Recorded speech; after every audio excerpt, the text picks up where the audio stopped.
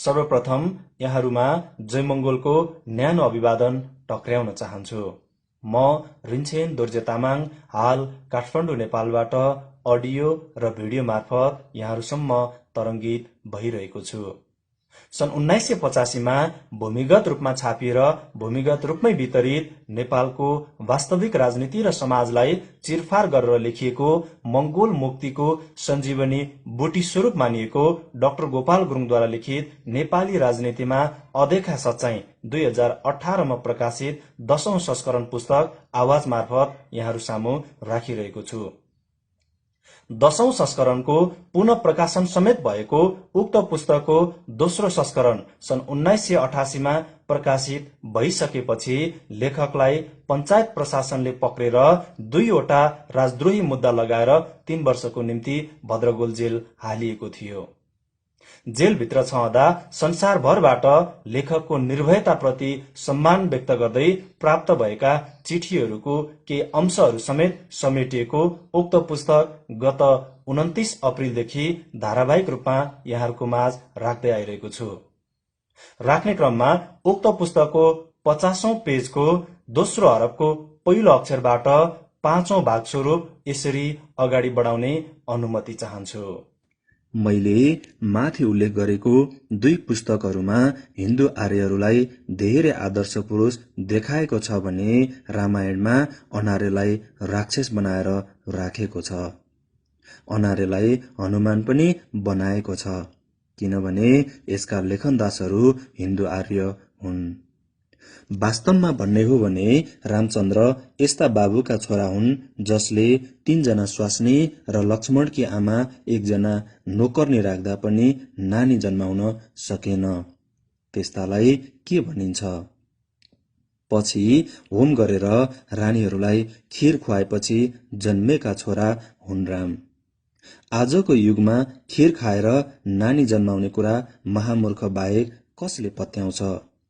रामचन्द्रकी पत्नी सीता न बाबुको टुङ्गो न आमाको पत्तो भएकी नारी हुन्, जसलाई खेतमा भेट्टाइएको थियो।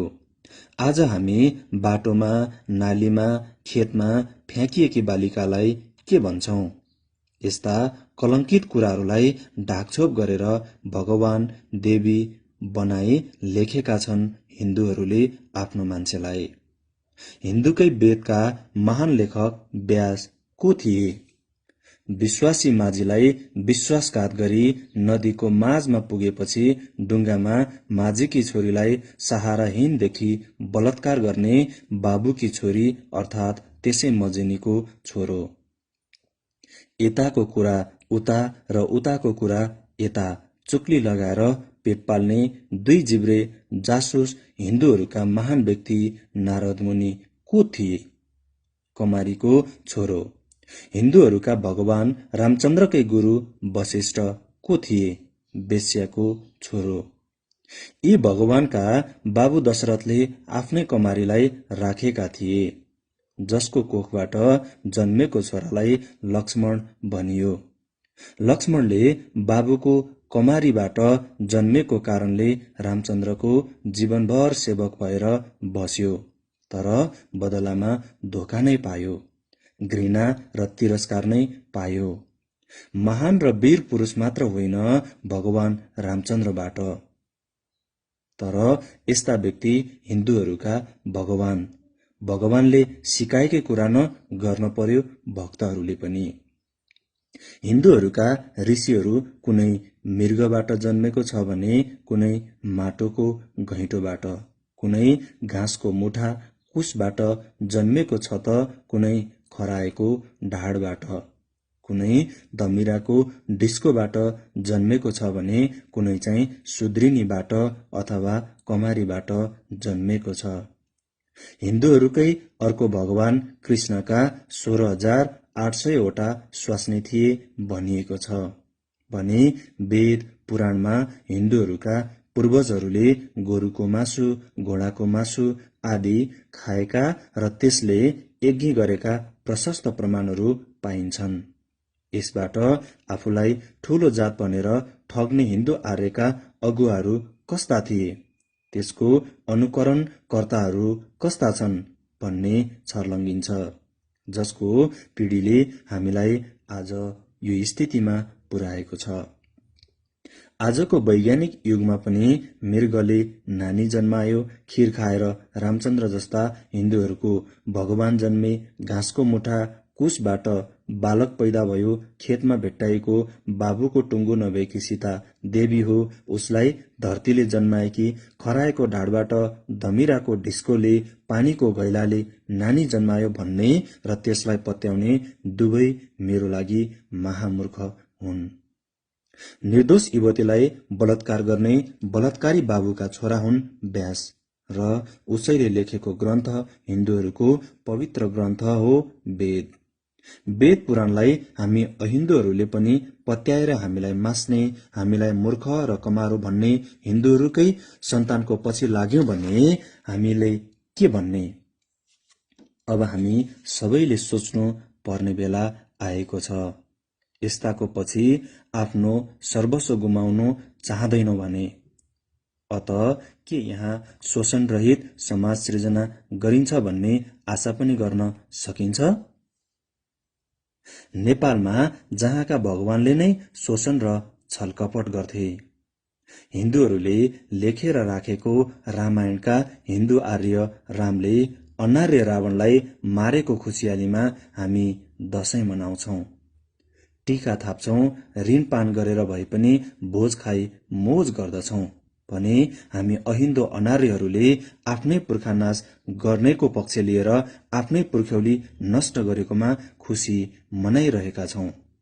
जुन कुरा सुन्दा पनि लाज लाग्नु पर्ने हो। दशैं त अफसोस गर्ने दिन हो, टीका थापेर खुसी मनाउने दिन होइन। काठमाडौँका नेवारहरूले राज्य गुमाएकोमा अफसोस प्रकट गर्ने दिनमा खुसियाली मनाउँदै इन्द्र जात्रा मनाए जस्तै। हामी मंगोल अर्थात् अनार्य कति शक्तिशाली थियौं त्यो प्रमाण पशुपतिनाथले पनि दिन्छ, जो किरातेश्वर हुन र आफूलाई देव सम्झने हिन्दू आर्यहरूले पनि महादेव मानेका छन्, अर्थात् देव भन्दा महा ठूलो। मुस्ताङका राजा ठेट मंगोल हुन् र जुन हाम्रो आँखाको अघि छ, तर उसलाई विष्ट हिन्दू आर्यको बाहुन वा क्षेत्री भनिन्छ। अब पछि गएर यही कुरा इतिहासमा लेखिनेछ, मुस्ताङे राजा विष्ट थिए भनेर। पछि भावी पिँढीले खोज गर्ने ठाउँ नभएपछि नेपालको मुस्ताङमा पनि हिन्दू बाहुन वा क्षेत्रीले राज गरेको रहेछ भनेर सम्झनेछ। जस्तो नेपालमा नेमुनी ऋषिको कल्पित नाम र देन विषयमा हिन्दू बाहुनहरूले लेखेका छन्। नेपालमा हामी अहिन्दू यहाँका मूल बासिन्दा मंगोल अनार्यप्रति हिन्दू आर्यहरूको राजनैतिक, आर्थिक, सामाजिक र सांस्कृतिक थिचो मिचो, शोषण, दमन तथा संहारप्रति यी ज्वलन्त उदाहरणहरू हुन्। हाम्रो समाजप्रतिको संस्कारगत षड्यन्त्र पूर्व पञ्चायत व्यवस्थामा पनि तीव्र रूपमा जारी नै थियो, जसको ज्वलन्त प्रमाण पुलिस घटनामा घटायो। यसको मुख्य भूमिका राजदरबारीय मुख्य सचिव रञ्जन राज खनाल र दरबारकै सैनिक सचिव ऋषिकुमार पाण्डेले खेलेको थियो।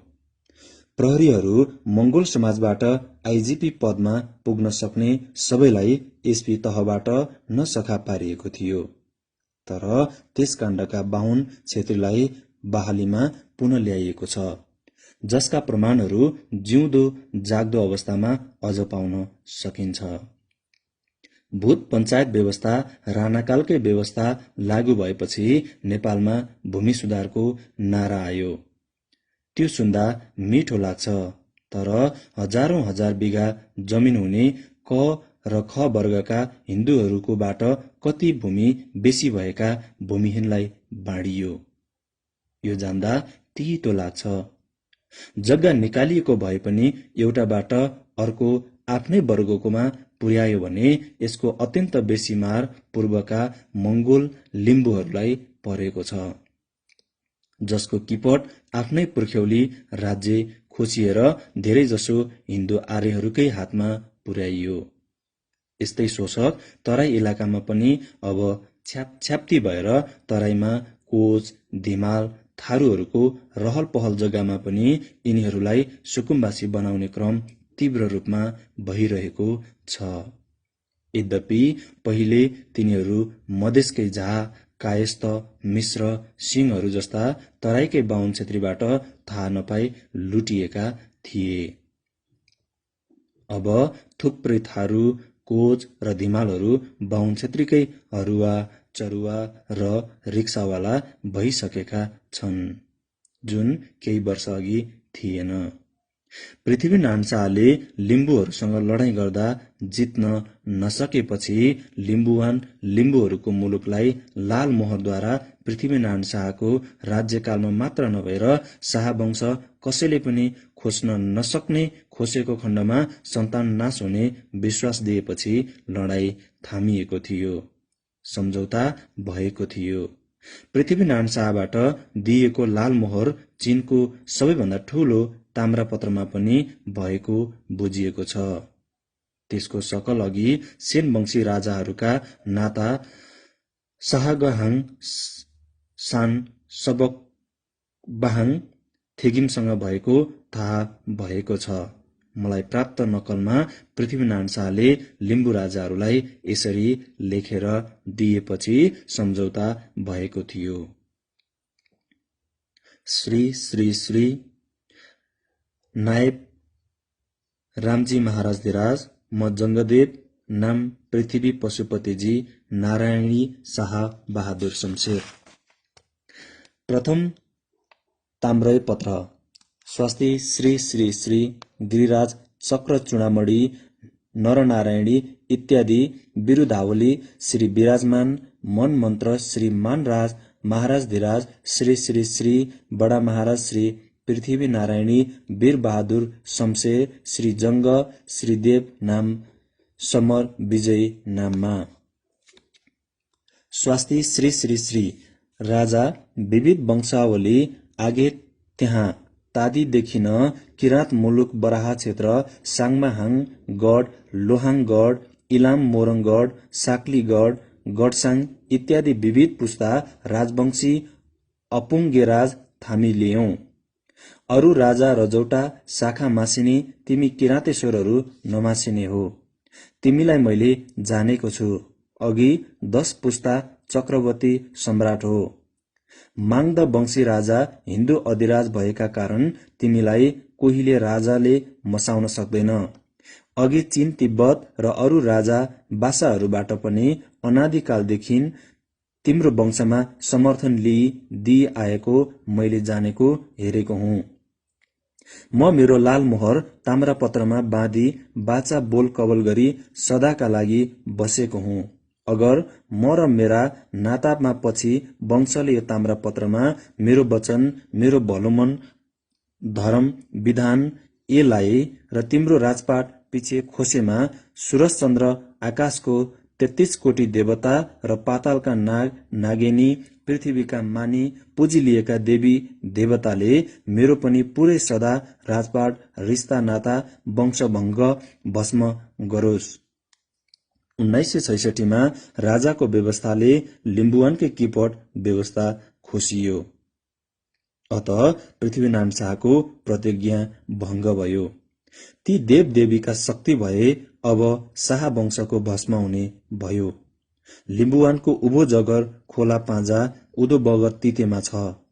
जगर बगर महावीर, पाखा, पखेरु, थाक्सिङ, सुर्पा, चपके, खेवा, मौजा, हैकम, मयूर, राजपाट, मुकुटगढीराज, देश भेषतिरो, भारो कर खाएने पाएन, रकम हकार मजुराको 10 लिम्बू 17 थुम अयुधा पनि तिम्रो अख्तियारनामा जमिरहुन् भूमि जेल श्री पाखरेहाङ, चोत्साहाङ, थोर्गेक थिमहाङ, सस्तेरा। जय पशुपतिनाथ, जय श्रीराम। इति श्री सम्वत 1814 सालमा मिति श्रावण सुदी 18 रोज 2 बार अगस्त 2, 1857 मंगलबार। मुकामा श्री कान्तिपुरी भवन, गोरखराज मर्त्यमण्डल। शुभ शुभम। एकातिर हामी उक्त लाल मोहरलाई गहिरिएर हेर्दा भूत पञ्चायत व्यवस्थाले पृथ्वीनारायण शाहको वचनबद्धतालाई लत्याइदिएर किपट खोसिदिएको पाउँछौं भने नेपालका मंगोल कुलका हाँगो तामाङ र तमु गुरुङ लिम्बुहरूको नामको पछि ङ अक्षर धेरै नै प्रयोग भएको हुन्छ र ठिक त्यही कुरामा हामी चिनिया मान्छे गाउँठाउँको नामहरूमा पनि पाउँछौं। यो ङ अक्षर जसरी मंगोल हाँचका तमु तामाङ र लिम्बुहरूमा पाउँछौं त्यसरी नै नेपालका गाउँठाउँहरूमा पनि पाउँछौं। तिब्बती नाममा पनि यो ङ अक्षरको गहिरो प्रभाव भएको पाउँछौं। त्यसरी नै त्यस्तै दार्जिलिङ, दोर्जेलिङ, भोटाङ, सिक्किम, सुहिमका नामहरूमा पनि पाउँछौं। उदाहरणको निम्ति हेरौं चीनका मान्छेहरूको वंश र नाम। डेड स्याओपिङ, माओ सेतुङ, ज्याओ च्याङ लिपिङ, हुयोङ वाङ, जोयोङ नानहो, ङेङ चाइसी, जोङ, सुङ, पेङ, जोनमिङ क्विन, सी हाङ, दे चाङजोङ, जिएनपिङ इत्यादि। चीनका गाउँठाउँ नदी नालाको नाम चाङचुङ, तुङहाङ, ग्वाङङोङ, ग्वाङज्वाजे, होङकोङ, बेइजिङ, सङ्घाई इत्यादि। नेपालको मान्छे र वंशजहरूको नाम चेम्जोङ, इन्द्रहाङ, बज्रहाङ, लिम्बु, तितुङ, तामाङ, सिलिङ, थिङ, तामाङ, खापुङ, खपाङ्गी मगर, चामलिङ राई, चोहोहाङ, सुहाङ, पेङ दोर्जे, बलिहाङ, साङपाङ, लोरुङ, फेजिङ इत्यादि।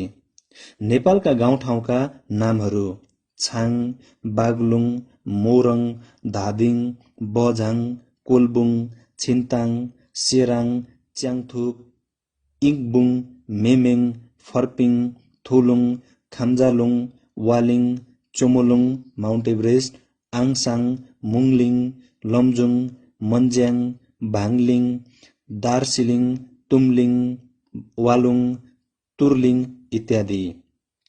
नेपाल बाहिरको छिमेकी इलाकाका मान्छेहरूको नाम र गाउँठाउँको नाम।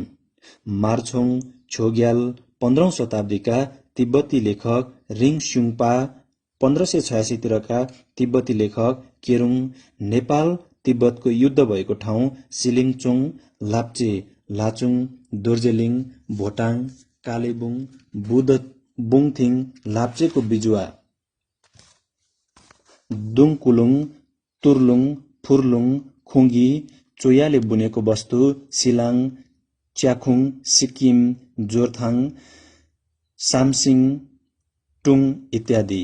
शताब्दीौंदेखि हिन्दूहरूले यहाँका मूलवासीहरूलाई हर क्षेत्रमा दबाएर एकलौटी दबाव दिएर शासन गर्न पाएको भए तापनि र कतिपय गाउँठाउँको नाम मान्छेहरूको नामहरू हिन्दूकरण गरे तापनि रहल पहल उक्त नामहरूले अझ पनि सत्य र तथ्य कथाहरू भनिरहेको छ। चीनको गाउँठाउँ र नदी नालाका मान्छेको नामहरू र यस भेगका मूलवासीका गाउँठाउँका नदीनाला र मान्छेका नामहरूमा सामञ्जस्य आएको कारण मध्येमा यो पनि अर्को एउटा मुख्य कारण हुन सक्छ। नेपालमा मूलवासी मंगोललाई नेपालमा पैठारी हिन्दू आर्यनहरूले क्रूरतापूर्वक दबाउनु यिनीहरूको धर्म, संस्कृति, भाषा, भूषा, लिपि आदिमाथि आक्रमण गर्दै राजनैतिक र आर्थिक स्थिति कमजोर बनाइदिने हर प्रयास जारी राख्दै आएका शताब्दी भइसक्यो।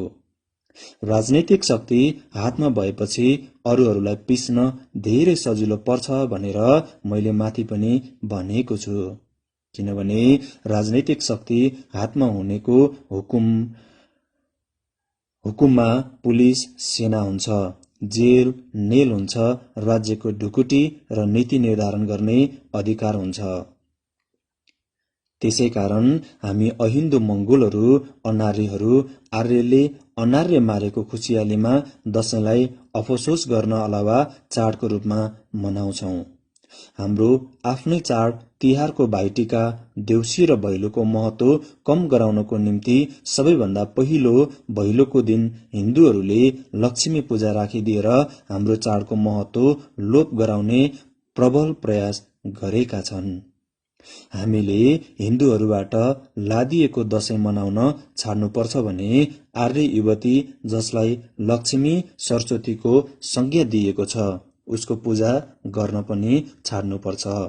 त्यस्तै गरी रिखी, डोरी बाँध्न, घाँस राख्न, दुबो र नाक टाँच्न पनि छाड्नुपर्छ। यी सब बाहुनहरूको मागी खाने भाँडो हो। हामी मंगोलले आफ्नै रीतिथिति अपनाउनुपर्छ, जन्मदेखि लिएर मर्दासम्म। भैलो, देउसी, भाइटिकाको सुरुवात कसरी हुन्छ भने धेरै वर्ष अघि हाम्रा एकजना ज्यादै दयाशील र दानी राजा बलिहाङ थिए। एकपल्ट राजा बलिहाङ ज्यादै सिकिस्त बिरामी हुँदा देशवासी बडो दुखित भए। त्यस राज्यको वातावरण औँसीको रात जस्तै अँध्यारो भयो। राजाले पनि मलाई बचाउने किराँतेश्वर बाहेक कोही छैन, उसैलाई वरदान माग भन्ने सल्लाह मृत्युशय्याबाट दिएपछि देशवासी आफ्ना दयाशील राजाको प्राणको निम्ति किराँतेश्वरसँग प्रार्थना गरिदिए। संयोगवश राजा बाँचे। राजा बाँचेको खुसियालीमा सबैले बत्ती बालेर खुसियाली मनाए, अँध्यारो वातावरणलाई उज्यालो पारिदिए। राजा बलिहाङले आफू बाँचेको समाचार आफ्नो विस्तृत राज्यमा सुनाउन तरुणी तन्नेरीहरू गाउँठाउँमा पठाए, किनभने हिँडडुल गर्न तिनीहरू नै सक्थे। तिनीहरू गाउँदै रमाउँदै गए, किनभने त्यस्ताका समाचारको साधन समाचार पत्रहरू, रेडियो, टेलिफोन, टेलिभिजन थिएन। त्यसरी गीत गाउँदै गाउँ गाउँ समाचार पुर्याउने त्यस्ताकाको चलन आज हामी भैलो र देउसीले चिन्छौं। आज पनि भैलो र देउसी खेल्नेहरूले भन्ने गर्छन्, हामी आफै आएका होइनौं, बलि राजाको हुकुम हुँदा आएको हामी भनेर। त्यसरी राज्यको टाढो टाढोसम्म राजा बाँचेको समाचार दिएर घर फर्कने दाजुभाइ दिदीबहिनी भेला भएपछि तिनीहरूले खुसियाली मनाए। चेलीहरूले माइतीलाई टीका लगाइदिए, माइतीले चेलीलाई श्रद्धा देखाए। औँसीकै दिन नेवार समुदाय मंगोल हाँचकाको नयाँ वर्ष पनि आरम्भ हुन्छ। तर हाम्रो चाडलाई धमिल्याउन त्यसै दिन लक्ष्मी पूजा, हिन्दू चाड मनाउने षड्यन्त्र राजनीतिक सत्ता हातमा भएकाले हिन्दू आर्यहरूलाई सजिलो भयो र सफल पनि भयो। यसरी यहाँका मंगोल मुलका मध्येका नै माथि उल्लेखित प्रतिज्ञा गरेर थामिदिएको भूमि लिम्बुवानको किपट जसरी भूत पञ्चायती व्यवस्थाले निर्मूल गरेर धेरै जसो भूमि उही क र ख श्रेणीका हिन्दू आर्यहरूको हातमा पुर्यायो, भारतमा मंगोलहरूको डरले सुइकुच्चा ठोकेर भाग्दा शरण पाएका हिन्दू शरणार्थीहरूले कौटिल्यको हिन्दूहरूको दर्शनशास्त्री जस्तो कुटिलपूर्ण षड्यन्त्र नीतिले पश्चिममा गुरुङ मगर राज्य उहिले नै कब्जामा पारिसकेका थिए र माथि उल्लेखित आफ्नो रीतिथितिमा हिन्दूकरण गरिदिए। तमुहरूलाई रागा भैँसीको मासु खान लगाउने गिरवान युद्ध हो। 1808 मा उसले हुकुम दियो। त्यस्तै तमुहरूलाई बाहुन पुज्न लगाउने र लामा ध्याबिङ लगाउने राजेन्द्र विक्रम हो। उसले 1826 मा हुकुम दियो। हाम्रो पुर्खा अनार्यलाई मारी आर्यहरूले खुसी मनाएको तिनीहरूको चाडमा हामीलाई लादिदिए। आजको हाम्रो पिँढीले अन्धाधुन्द खुसी मनाइरहेको छ, जबकि सही अर्थमा पुर्खाको हत्याप्रति दुखित हुनु पर्थ्यो। हामीले सब आफू मान्छे जस्तो बाँच्ने, आफ्नो पिँढीको भाग्य निर्माण गर्ने र राजनैतिक सत्ता कतिको महान रहेछ भन्ने कुरा राम्ररी बुझ्नुपर्छ। हामीहरूले राज्य यी भारतीय मूलका नेपाली भारतीयहरूले लडाईँ गरेर जितेका थिएनन्, तर हाम्रो सोझोपनको हाम्रो सोझोपनमा ठगे, लुटे, भुटे, षड्यन्त्रले हडपेका थिए। त्यसैले हामीप्रति राजनैतिक, आर्थिक, धार्मिक शोषण गर्दै हाम्रो धर्म र संस्कृति नष्ट भ्रष्ट पार्न यिनीहरूलाई सजिलो भएर गयो। तर राई लिम्बू धेरै पछिसम्म आफ्नो राज्य, धर्म, संस्कृति, भाषा, लिपिको निम्ति डटेर सामना गर्न पछि परेनन्। त्यसैले हिन्दूहरूले छलबलले फसाए, किराँती भन्न छाडेनन्। नेपालको सेनामा लिएनन् पश्चिमका गुरुङ, मगरको कालीबहादुर र गोरखनाथ जस्तै छुट्टै पल्टन राख्ने काम गरेन। बरु तिनीहरूलाई मात्र किराँती, जंगली, असभ्य भन्ने चलन चलाए। वास्तवमा बृहत सोचाइमा नेपालका समस्त मंगोलहरू अनार्य, तिनीहरूको शब्दमा किराँती, जंगली, असभ्य हुन्। जसले हिन्दू आर्यहरूको कपटपूर्ण नीतिको डटेर विरोध गरे, लडे, लाद्न दिएन, सामना गरे, तिनीहरूलाई किराँती भनिन्थ्यो। नेपाल र भारतमा जम्मै अनार्यलाई किराँत भनिन्थ्यो र नेपालमा ओल्लो किराँत, माझ किराँत र पल्लो किराँत भनिने चलन थियो। हिन्दूहरूले महाभारत र रामायणमा यिनै अनार्यहरूलाई राक्षस भनी लेखेका छन्। जसरी महाभारतमा एउटा भील भन्ने मूलवासी पाइन्छ। तिनीहरूले पनि हिन्दूहरूको विरोधमा सामना गरेकोले तिनीहरूलाई हेपेर भील भनिएको हो। भील जसको अर्थ सुँगुर हुन्छ। हिन्दूको अर्थ फारसी भाषामा लुटार, डाका जस्तो घृणित अर्थ लाग्ने शब्द भए जस्तै भील हेपेर भनिएको शब्द हो। किराँत शब्द गालीको नराम्रो शब्द भएको कुरा गोर्खा हिस्ट्री इतिहासमा फ्रान्सिस टुकरले पनि औँलाएका छन्।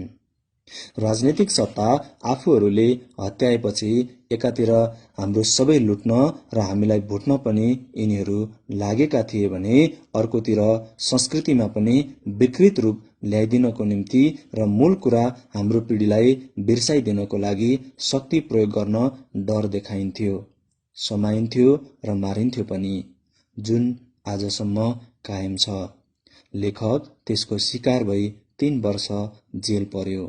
तर आफ्नो संस्कृति र भाषाको निम्ति पनि आफ्नै राज्य र धर्मको निम्ति जस्तै मरिमेट्ने लिम्बूहरूले विरोध गरि नै रहँदा विद्रोह होला र त्यसलाई कज्याउन नसकिएला भनेर फेरि आफ्नै संस्कृति कायम गर्ने आदेश पनि जाहेर गरिएको थियो।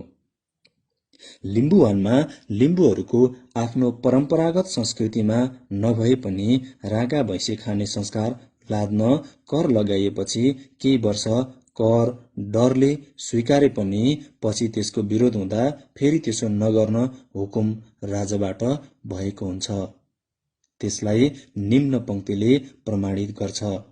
स्वास्ति श्री मान महाराज धिराज कस्य रुका आगे अरुण पूर्व मेची पश्चिम भर लिम्बुवानका सुब्बा गएको 43 सालदेखि 61 सालसम्म दशैंमा सुब्बाहरूलाई राँगा काट्नमा टन्टा लागेको थिएन। 62 सालमा हेमकर्ण थापा सुब्बा भई आउँदा तिनीहरूले राँगा काट्न पर्दामा टन्टा लाग्दा 62 सालदेखि टन्टा लागिरहेछ। अब उपरान्त हाम्रो खास कारणले राँगा काट्न सक्दैनौ। अघिदेखि चलिआएको हाम्रो स्थिति चलाइ बक्से खुसी छौं भन्ने काजी नरहरसिंह थापा मार्फत हाम्रा हजुरमा जाहेर भयो।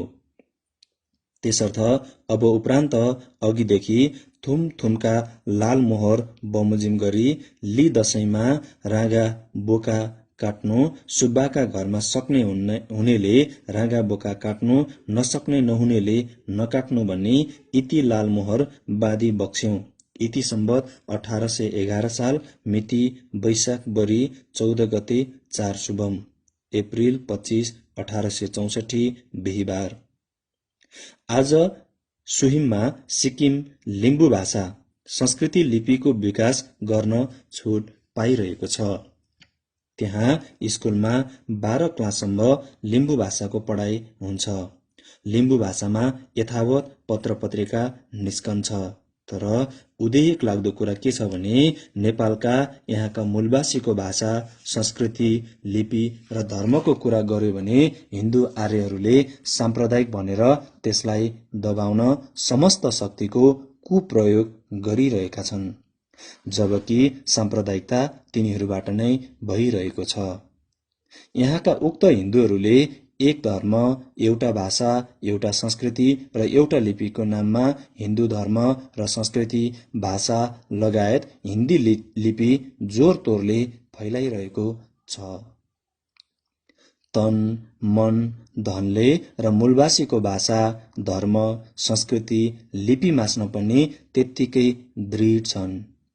कस्तो विडम्बना! आफ्नै मुलुकमा आफू थिचिएर पिसिएर बस्नु परिरहेछ। दक्षिण अफ्रिकाले जनताले जस्तो। यसै कारण यहाँ एउटा शक्ति जम्नु र फुट्नु आवश्यक भएको छ, आफ्नो अधिकारको निम्ति। सिक्किममा त्यहाँका राजाहरूले मंगोल हितार्थ र सुरक्षार्थ कतिको संरक्षण दिएका थिए त्यो निम्न तथ्यले प्रमाणित गर्दछ। डाक्टर गोपाल गुरुङद्वारा लिखित नेपाली राजनीतिमा अदेखा सच्चाई पुस्तकको 60औं पेजको पहिलो हरफको अन्तिम बिन्दुमा आजको 5औं भाग अन्त्य गर्न चाहन्छु। नेपालको समस्त अहिन्दू मूलवासी मंगोलहरूको मुक्तिको निमित्त लेखिएको उक्त पुस्तक यहाँहरूको पहुँचसम्म पुर्याउने उद्देश्यले गत 29 अप्रिलदेखि धारावाहिक रूपमा अडियो मार्फत सार्वजनिक गर्दै आइरहेको छु। यो पुस्तकलाई अडियो मार्फत सुनेर पुस्तक पढ्न रुचि रहने सम्पूर्ण पाठक वर्गहरूले नेपालको हकमा मंगोल नेशनल अर्गनाइजेसन संगठन विस्तार भएको सम्बन्धित जिल्लाको जिल्ला सभासँग, त्यसैगरी राजधानी काठमाडौँमा केन्द्रीय कार्यालयमा, त्यसैगरी प्रदेशको हकमा मंगोल नेशनल अर्गनाइजेसन संगठन विस्तार भएको सम्बन्धित प्रवास सभाहरूबाट यहाँहरूले पाउन सक्नुहुनेछ।